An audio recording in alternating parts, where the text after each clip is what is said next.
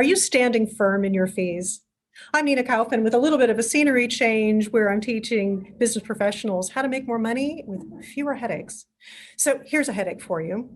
You put together a great proposal, you're talking to a client or a prospect, and they say, I didn't think it was going to be so expensive, or that's not really in my budget. And then there's a pregnant pause.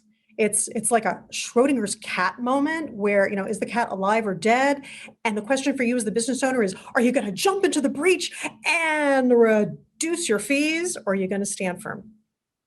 Well, I'll tell you, for the years that I've been working with business professionals and creative and marketing service people, what I so often find is that they can't stand the silence. They jump into the breach and immediately it's like, I guess I could charge less. I won't charge 10,000, I'll charge 5,000. Or what they do is they start apologizing for the fees that they're charging, or they feel really bad for what they're doing. So let me just say, stop it. Stop it now. And I want to give you just a couple of tips, actually 3 tips on how to stand firm in your fees. The first is to stay in the silence. I know it's awkward. It is so awful because there is that 1 second, 2 seconds, you don't know what's going to happen. Is the client going to walk? Are they going to scream at you? What's the response going to be? But very often, the client is using that silence to recalibrate, to reset their own expectations. And they may well come around and say, well, maybe they were just verbalizing out loud, oh, that's really a lot more expensive than I thought it was going to be. But okay, all right, I like your proposal. I like what I've heard. Let me go forward. So stay in the silence.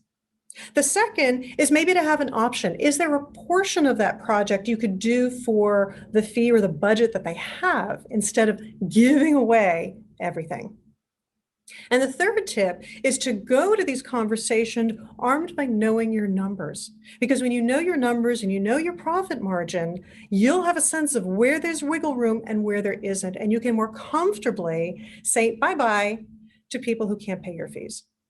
And there's another place where you want to stand firm, and that's on getting your invoices timely. That's why I created this free guide called How to Send Invoices Your Clients Pay Faster, because that's an important part in making sure that you're making money without the headaches.